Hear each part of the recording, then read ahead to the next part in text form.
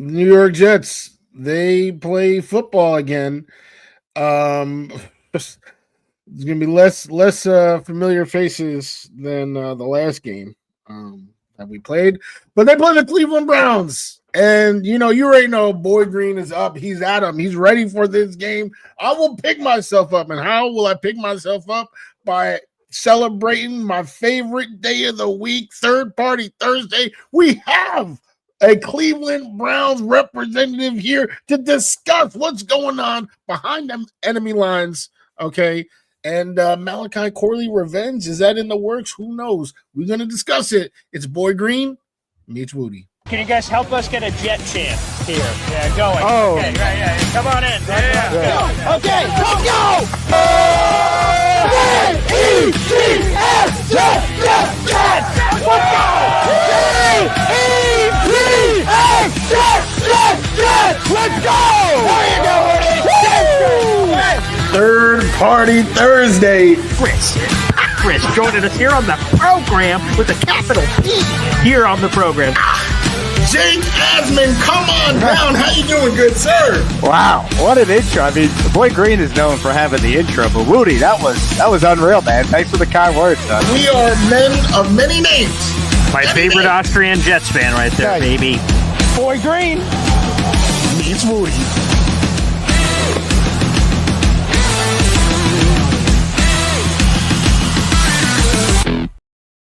Welcome to another episode of Boy Green Meets Wudi. It is your boy James Wudi, and we are Wudi rocking everywhere right here.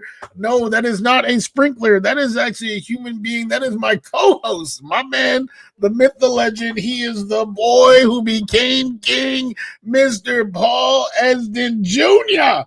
Okay, I love the energy in the comments. I was down. I was still down from the trade deadline, but I see all y'all are up in the comments. Shout out to Indy Jets. I was singing to myself this, I'm going off the rails on a Mozzie train. Hey, okay, we with it, Indy.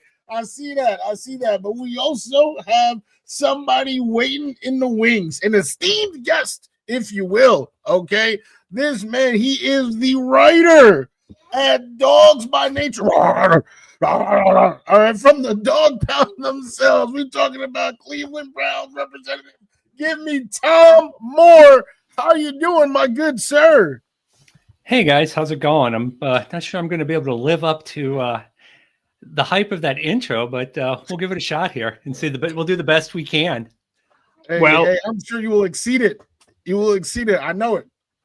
Well, with that being said, Tom, it's in the headline, Malachi Corley revenge. Didn't have that on my bingo card at the beginning of the year in 2025, but damn it, here we are. And I've seen a handful of Browns games when they haven't, been directly at the same time as the Jets.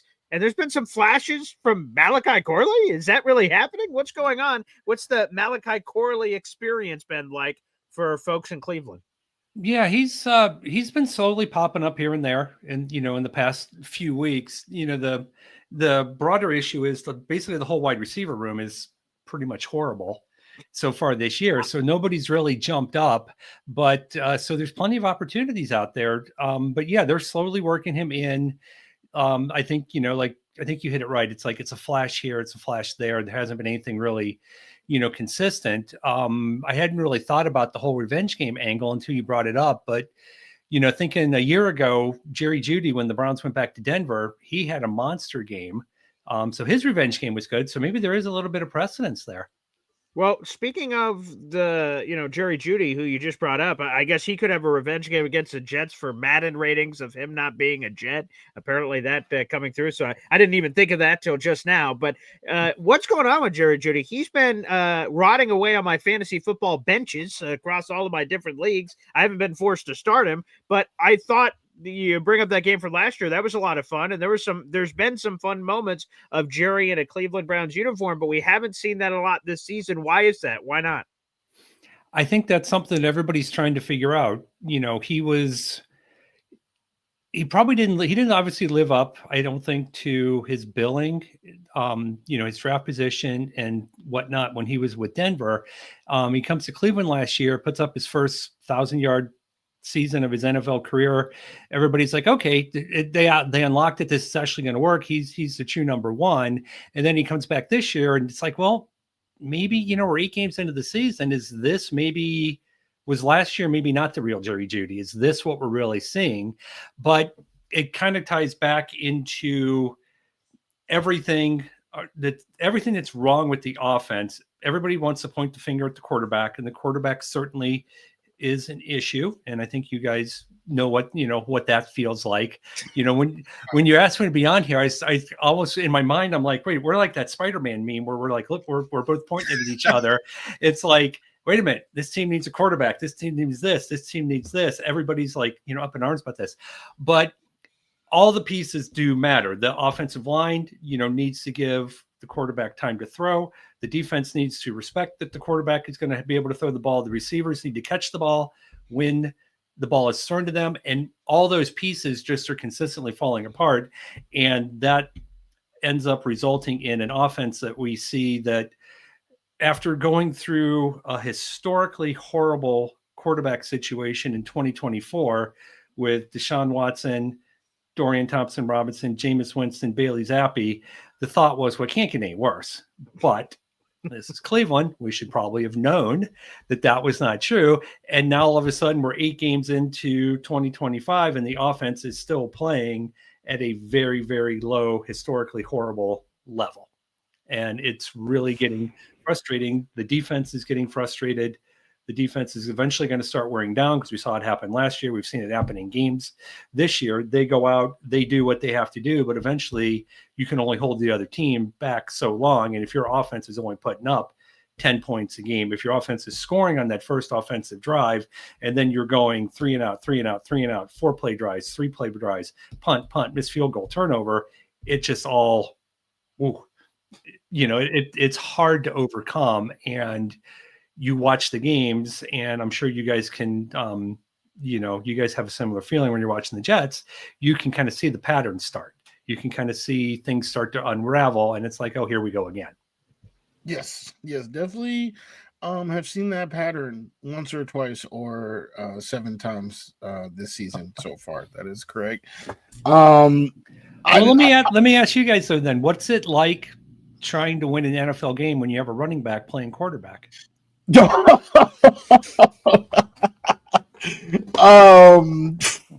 I don't know if Boy Green would agree with that line of questioning, Tom. But I'll say that it stinks. We had our other running back throw the game-winning touchdown. It wasn't even Justin Fields, right? It was Brees Hall. So we definitely got RB1 and 2 playing QB and RB1 right now. It's pretty crazy. I want this season to end ASAP. Boy Green, how do you feel about having a running back at the helm? Well, who knows if running back is our QB1? Who knows? Aaron Glenn is, as James Wudi and his great graphics team over there is Mr. Mystery Man. He's mystery secret agent on whether or not it's going to be Justin Fields or Tyrod Taylor. I thought, and Tyrod, I'm sure, has a special place in Cleveland Browns fans' hearts. I guess really everyone on every team is a revenge game against everybody. I guess now that I'm seriously exploring it. But Tyrod was a full participant in practice on Wednesday, so that's an encouraging sign because there was a lot of heebie-jeebies like, oh boy, is Tyrod Taylor's injury super serious, and we're about to get one of those crazy Jet injury angles or Tyrod Taylor injuries for himself where he was supposed to be a guy. I thought he was going to take over in the Week 8 Cincinnati game and be the starter heading in. He has this knee injury pop up. I guess we have no other choice but to go back to Justin Fields. So now Tyrod is healthy, but with Justin Fields, the game that he played against Cincinnati, I'd be shell-shocked if Tyrod Taylor steps out on the field as QB1. I would not be shell-shocked if in the middle of a game he does, either by poor play or injury, Tyrod ends up stepping out there. But to me, I think it is going to be Fields. And no, when you have a running back that is playing the quarterback position, there's inconsistencies. And we've seen probably, I think me and Wudi debated this with, it was Macho who joined us a week or two ago. on the show, and we debated how many good or great games have there been for Justin Fields, and I would say 2. Week 1, that was nice, and then week 8. So he's on an every 8-week basis. The only problem is that there's only 17 games in the regular season for the Jets. So and you guys just missed a good one. So we'll see what's on pace for Sunday. Okay, and I do want to point out the irony is not lost on me that as a Browns fan, I'm picking on another team's quarterback situation. So for all the people in the chat, I get it. I get it. But so all things being equal, what would be your guys' preference? Would it be Tyrod or would it be Justin as starting quarterback? For this week or for the season? Just for the rest, just overall for the rest of the season. They're both healthy. There's no injury, questions. Do you guys have a preference, or does it not at this point? Does it not matter?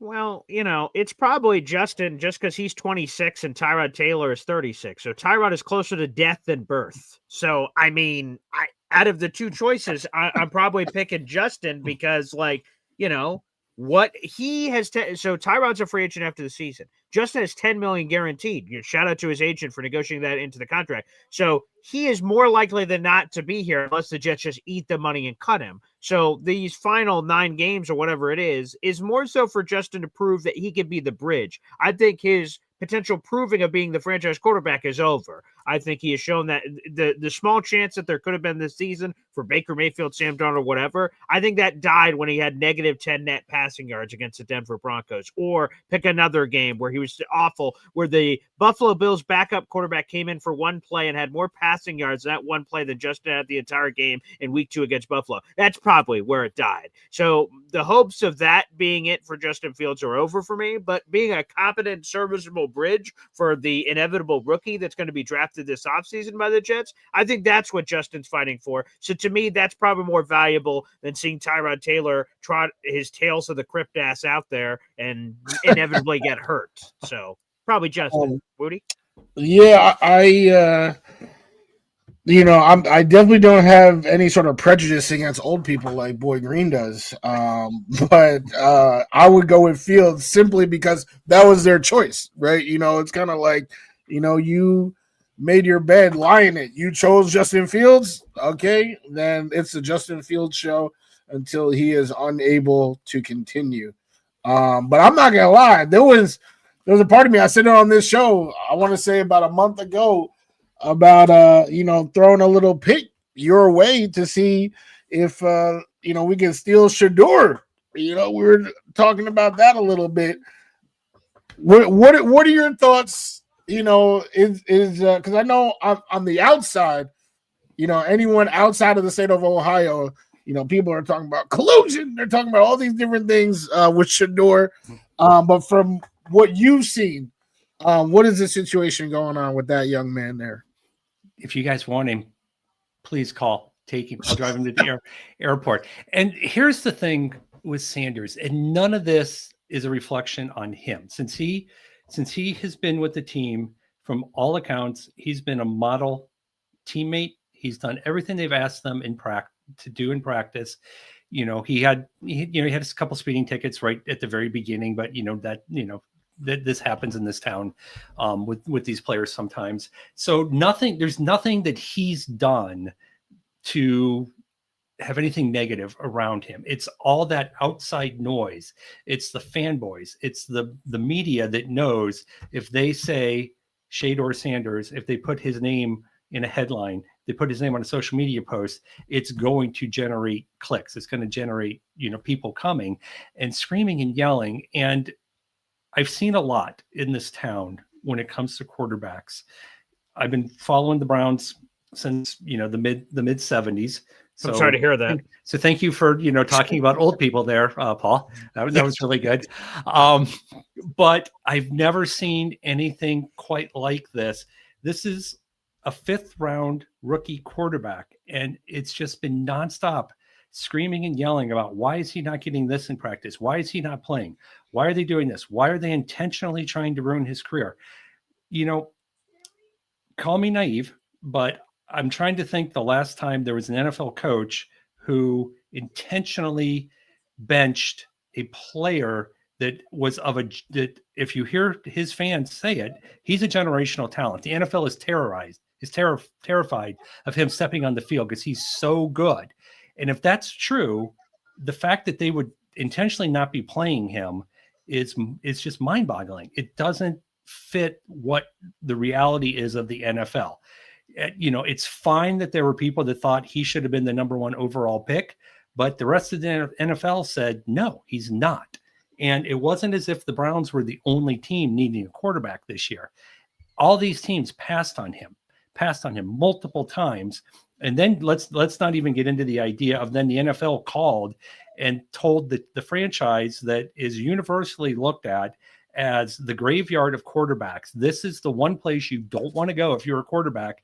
And like, you guys have to pick them. It's like, why? None of that makes any sense. It's just not, there's no basis in reality. But eventually we're going to find out. He's going to, some point this season, he's most likely going to play. We're probably, unless Dylan Gabriel somehow flip the switch during the bye week and the offense starts to click and start putting up some more points.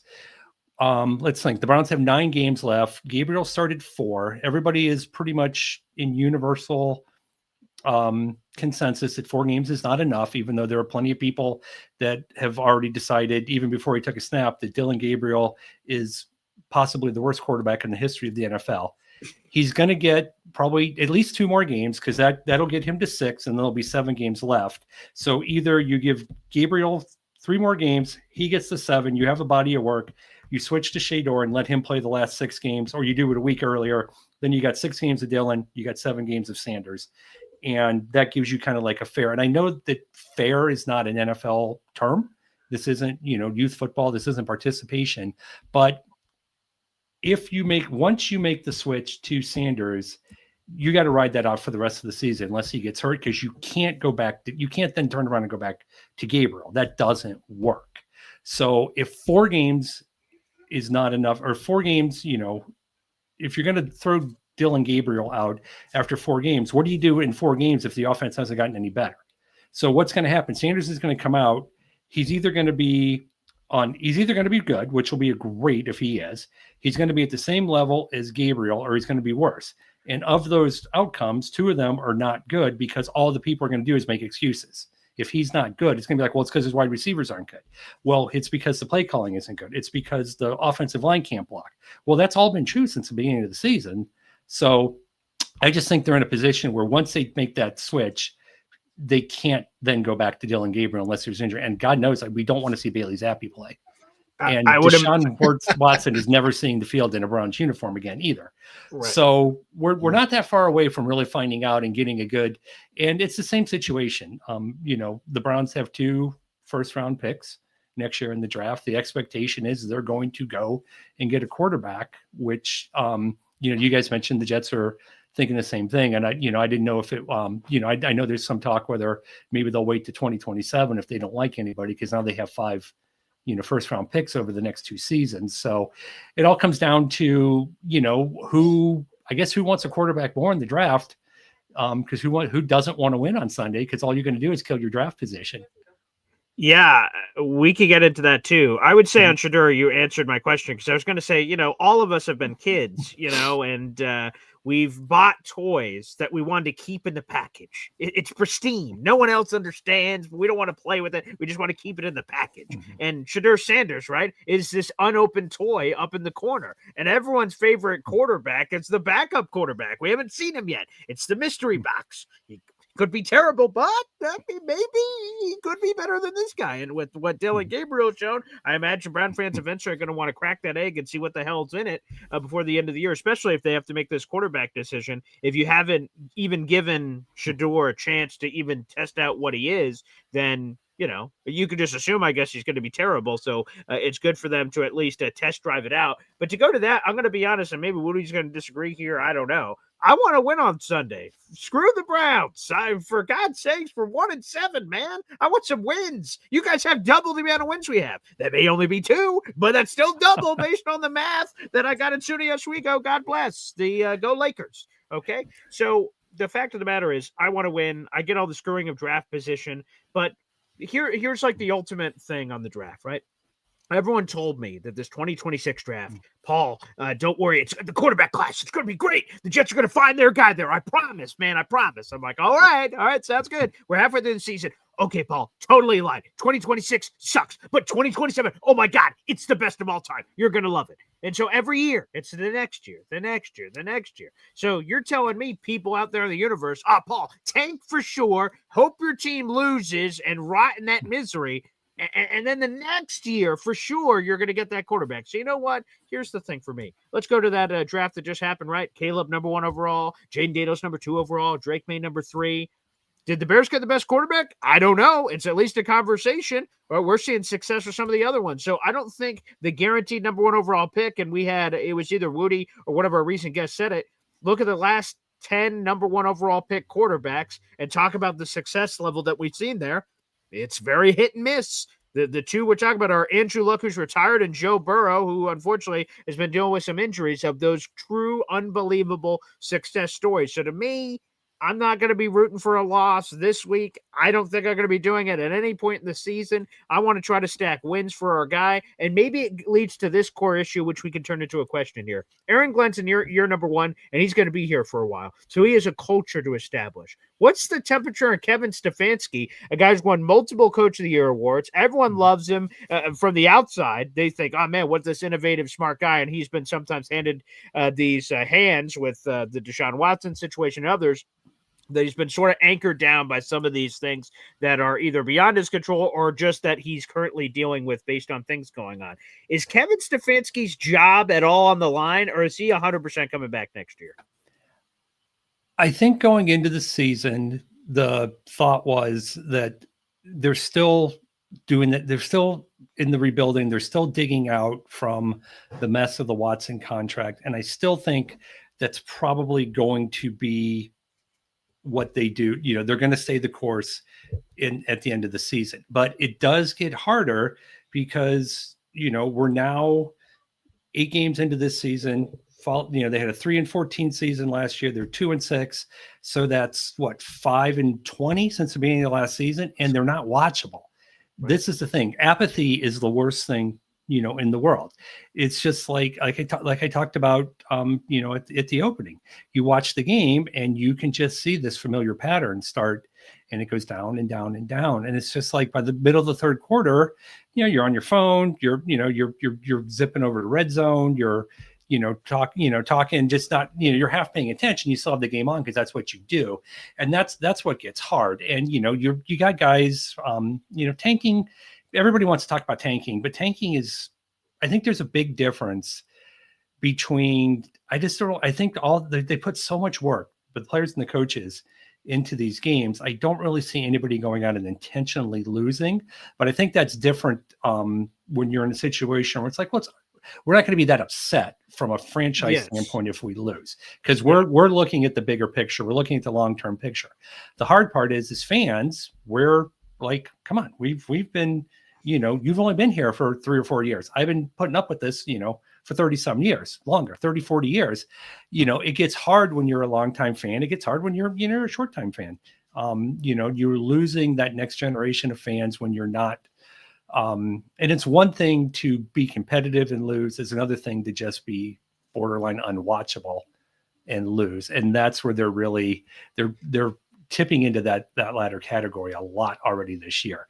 Now, the schedule gets easier here the second half of the season, but the flip side of that is, like we just talked about, everybody looks at the Browns game and they're like, oh, that's a winnable game for us. So it's 6 1, half dozen another. Yeah, very much so. We have 300 people in the room. Like the video, hit subscribe. We're streaming live in 5 different destinations, so show your support, whether you're on Instagram, YouTube, or Twitter. We appreciate it here. You mentioned Stefanski, an offensive play calling switcheroony. I believe this is the second straight year it's happened for Stefanski. It's my boy, Tommy Rees, former Notre Dame Golden Domer, baby, getting his opportunity. What does that mean? Because again, to your point that you mentioned earlier, some of the pieces are the pieces. So, all right, who's driving the car if the car doesn't have an engine? Whether it's a Ferrari or a sedan, right? Like who that guy is may not matter. What significant differences are going to have? I love Tommy; he's my guy. I love Tommy Rees to death. But what is what are the changes expected to be here that it obviously has not been with Stefanski that people have been disappointed with, that now they're hoping to get from Tommy starting on Sunday against the Jets? That's a really good question because, in a lot of ways it's rearranging the deck chairs on the Titanic kind of situation. You still have the same offensive line. You still have all, you have all the same pieces in place. Sometimes it could just be, it's a different voice. It's a different little bit of thinking about things a little bit differently, and at least, for this first week, maybe you get a little bit of the element of surprise because, the Jets come in like, oh, well, maybe he is going to mix things up. Maybe, they were being held back by, A, B, and C, but, you got to throw the ball more than 4 yards down the field, and you have to hope the guys catch the ball. You have to hope that your third string offensive tackles that you're down to because of injury hold up, and your aging interior offensive line, finds a little bit of fountain of youth there and kind of, can play the way they're supposed to, be playing. And, and you just hope that it's not a false, they don't come out and they beat the Jets because they're just that much it's the one team that they're actually better at.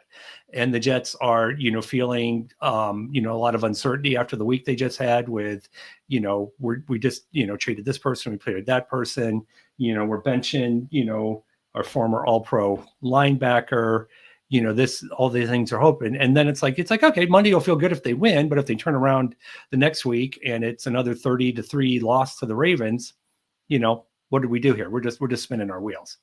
And it feels like, they've been spinning their wheels pretty much, ever since the whole Deshaun Watson thing. And it's just it sucks, but it's the reality of what they have to do. And it can be hard to take that pragmatic approach and that thought process of, you got to take maybe a step back to take those 2 steps forward. But you have to have the faith that you're someday going to take those 2 steps forward. And I'm not sure that faith is in abundance right now here in Cleveland. You know what, Tom, Boy Green, we got to turn our frowns upside down. I know it's bleak. I know it's bleak. And I was crying on Tuesday with my Quentin Williams jersey. But my son came in wearing his Garrett Wilson jersey, and I said, there is hope. There is hope on the other side. Garrett Wilson got the jersey. My son is wearing it right now, and he doesn't, we don't have to throw it out to do anything. And when I look at the Cleveland Browns, I actually just proposed a trade in fantasy a couple hours ago because I am trying to secure Quinshon Judkins. Can we talk about him? He seems like a piece because the offense, when you talk about all the things that running backs need to succeed, it seems like the Browns have the opposite. Yet my man is still scoring 3 touchdowns in a game. Let's talk about him. Has that been a huge surprise this season? Because I know you guys had some other running backs in the fold heading into week 1. I wouldn't say it's a surprise because especially, he was very successful in the SEC. And if you can make it there, you're going to be able to make it anywhere. He played last year at Ohio State. So they're basically, with all due respect to our friends down in Cincinnati, Ohio State is basically they're probably the top pro team if we're going to be honest about it, but they're the second best pro team in the state of Ohio. So there's an overabundance of Browns fans who are also Ohio State fans, and that's all they want them to do is draft Ohio State players. So the expectation coming in that he was going to be good. And I think so far, he hasn't had that major, big, huge game, but he's had a lot of big runs, which you're going to see, 2, 3, 4 carries. He might only have 5 yards. And then all of a sudden, boom, he's going to pop off a 25-yarder, or boom, he's going to break that long one and, get that touchdown. So fortunately, the bye week came at a good time because he hurt his shoulder a little bit in the New England game. And, he didn't play a good part of the second half, but with that week off, it looks like he's going to be, good to go. And there are a few, he is one of probably like two bright spots on the offense. Him and rookie tight end Harold Fannin have really been. They're the ones who, keep an eye out on offense, and when they get going, they can be a huge asset. It's just they can't get them going enough to be that much of a difference maker. But we will see what happens on Sunday. And the good thing is, no matter what else goes on, as a Browns fan, we get to watch Myles Garrett every week. So that's right there is worth showing up. 100%. I've got that as a beautiful segue, Tom. It's like you've done this before. That was next on my bingo card here. But before I say Myles, I know I just have to say this because my our dad, me and Wudi's dad, is in the chat, and he has lit me up all offseason. We were doing mock drafts. He joins my show every week, and he's like, Harold Fannin Jr., he's my guy. And I'm like, all right, Dad, come on. We want Tyler Warren. We want Mason Taylor. Shut up, Dad. And he just kept saying Harold Fannin Jr., Harold Fannin Jr. So everything that Harold Fannin Jr., I've just been getting texts from my dad going, just over and over again. So hopefully you're enjoying the Harold friggin' Fannin Jr. experience there in Cleveland, which is great. So I had to obviously give a shout out there to Pop there in the chat. But Myles Garrett. He's got 10 sacks on the year. You brought up the Patriots game. He doubled up in that one, had 5 sacks against New England. I love Myles Garrett. He doesn't have to go very far from Cleveland to Canton, Ohio. As soon as that first year, first eligible ballot year, whenever he decides to hang him up. Hopefully it's not anytime soon because I know for Browns fans, they enjoy the heck out of him.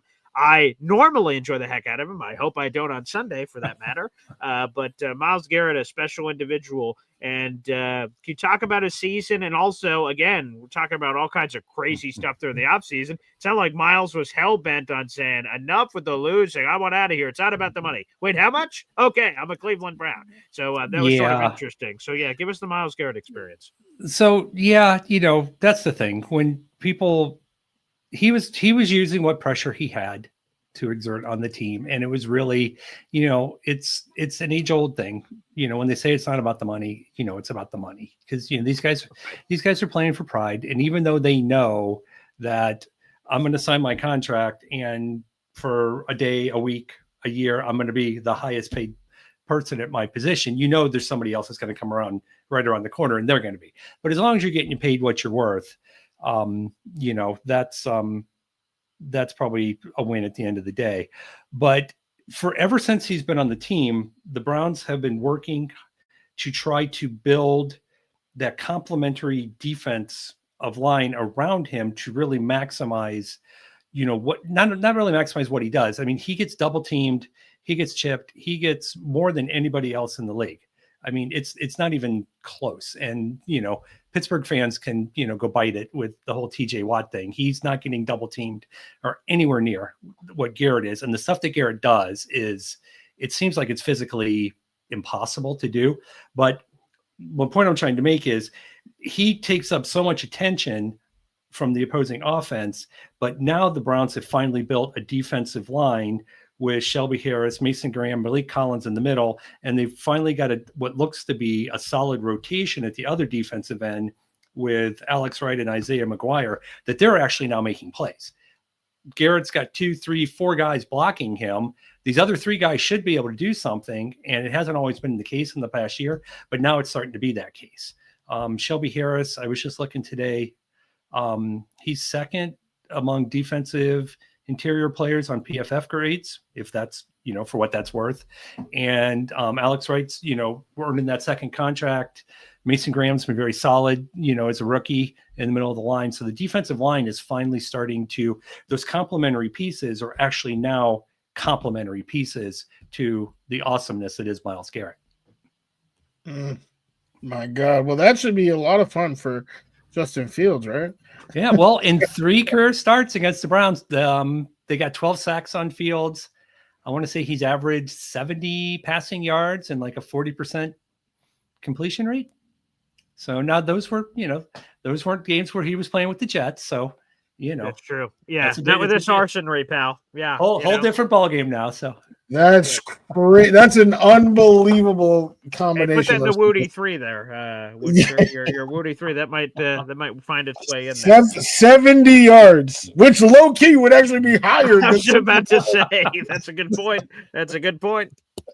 Oh my god, that's all right. Well, I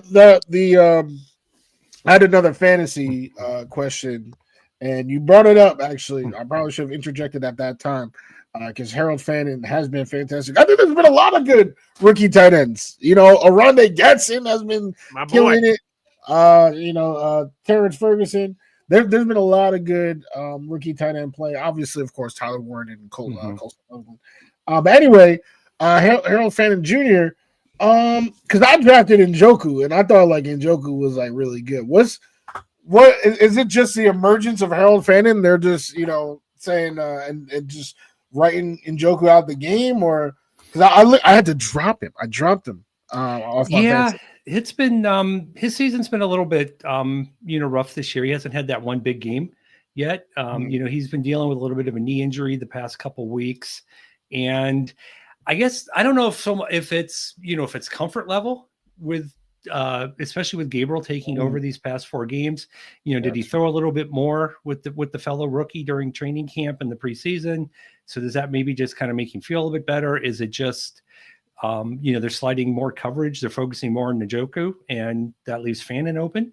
But there was a lot of talk heading into the trading deadline this week that because they have Fannin and because Njoku's in the last year of his contract, they might go ahead and move on and, just go ahead and trade Njoku now rather than let him walk in free agency. But he came, they didn't do that, thankfully, because going back to the wide receivers are not very good. Having 2 solid tight ends does somewhat offset that a bit. And they both have, ability to run with the ball once they catch the ball. They're not, the Austin Hooper, I catch the ball and I instantly fall down, which we got to watch for a couple of years here in Cleveland.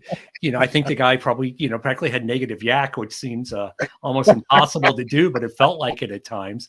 So they can make a play once they have they get out in space, as they say, and get the ball in their hands. So no, I just think it's the ebb and the flow of a season. You want somebody to constantly be putting up, 8-9 catches, 90 yards, touchdown every week after week after week. But those guys are rare, and those guys get a lot of money for their ability to do that on a consistent basis. So I think just when you put the 2 of them together, it's a net positive. I know that doesn't help for fantasy purposes, right. But unfortunately, which it may not. Tell me, what kind of game are we going to get from this standpoint? The Browns are 2-6. The Jets are 1-7. The Jets just gutted the bleep out of their roster, trading away 2 of their top 3 highest paid players on the team, and 2 of their 3, of course, just best players on their team, with Quinn and Sauce going out the door. They are a worse football team right now than they were a week ago, just based off of that fact alone. And so who knows what's the motivation here? And then the same thing for the Browns in a different way, I guess. They're 2-6. So what kind of game are we going to get? Are these guys going to be fighting and hustling like it's any game? It could be the Super Bowl. Is that the kind of effort and hustle and things we're going to get? Regardless of score, like it's 10-9 or 45-30. I don't know what it's going to be. But what about the effort, energy, and things of that nature? What are you expecting there in Week 10? As both teams, I believe, are both coming out of their bye. I think they should be fine. I mean,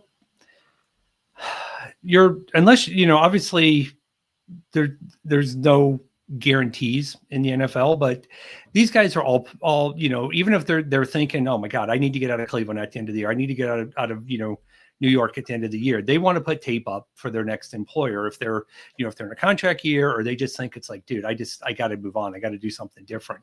So I don't think we're in that let's just get through the game and get on the bus and get home stage of the season yet. That comes week 16, 17, 18 when the weather's bad and you just want to get the season over with. But I think there's still, and plus too, oddly enough, for the AFC North has been a dominant division for quite a long time. And you look at this year and everybody's got flaws. Everybody, Pittsburgh's not good.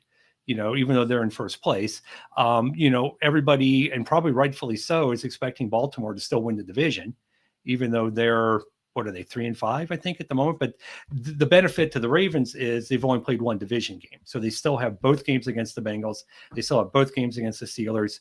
They still have a game left against the Browns, and they're getting healthy. So I would not be shocked if they, even if they end up stumbling to 9-8, they're going to win the division somehow, because that's just what they do. So now I lost my train of thought. I don't remember the original question. Yes, everybody's going to continue to play hard. The Browns, they win on Sunday. They're up to 3 wins. The Bengals are off. The Steelers lose to the Chargers Sunday night. And all of a sudden, next week's game against Baltimore takes on a little bit more importance. So I think they probably still have some stuff to play for. And I think on the Jets side, if Aaron Glenn is, locked into coming back next year, if he's not going to be, one and done, they are playing to show that, hey, we still want to be part of this. If they want, we want to be part of this rebuild. We want to be the team that Jets fans can be proud of, as I was reading about this week. I just have to say, I do my homework. I appreciate that, Tom. I appreciate that, Tom. 2 things here as we wrap up. What you just said, how can I not touch that? You left it out there. I have heard a lot of comments as a Jets fan and media Jets guy, a lot of press conferences and a lot of crazy shit, quite frankly, has been said. For Aaron Glenn earlier, during his reign, said, what, oh man, what are your coach, what are your expectations for the Jets this year? I want to have a team that the fans can be proud of. Aaron Glenn at some point randomly, like 5 months ago. Aaron Glenn this week. I want a team they can be proud of. However, I never said they'd be proud of him now. And I'm like, what? Huh? Who? What did you just say? Well, that's the thing too. Think about how bad both these franchises have been for so long. It takes time to turn things around, and everybody gets excited because every year you see teams make a big jump, but and they're like, okay, the Giants made the playoffs and we have to sign Brian Dable to a contract extension. Well, then you go back and you look, it's like, well, they only beat one team with a winning record all year. Or, the Commanders, look at what a great job they're doing. They made the NFC Championship game last year. Well, look at what are the odds that they're going to keep winning all those those one score last minute, the Bears forget to defend the guy on, you got to kind of look and see the teams that do it consistently are the teams that build the right way. You don't want to have, and I know it's cool to be like, oh my gosh, we want to be the Panthers and make, the Super Bowl, but it's like, well, but everything broke right for them that one year, and you don't want to do that. And it's so hard. There's so much that goes into being an NFL head coach that the more you read about it or learn about it, it's a learning curve. And every other job, you get some grace in your learning curve when you're first taking over something, and to dump, unless there's someone that is just so horrific and it's like, it's obvious. And there are examples where it's obvious they are not a head coach that you can do a one and done. But again, it goes back to what we talked about as fans. It's hard to look at that big picture and be like, okay, we know we're going to be okay 2-3 years down the road, but can I survive those 2 or 3 years? And you want to see some sort of incremental growth. You want to see some kind of progress that you can hold on to. It's like, okay, we have our core, or this part of the team is doing well, as long as we can fix this other part of the team. But if you don't have a quarterback, none of it matters. Literally none of it matters. 100%. So, and kind of going back to what you were talking about on Sunday's game, the one thing that does concern me is the Jets just put up, 39 points on the Bengals.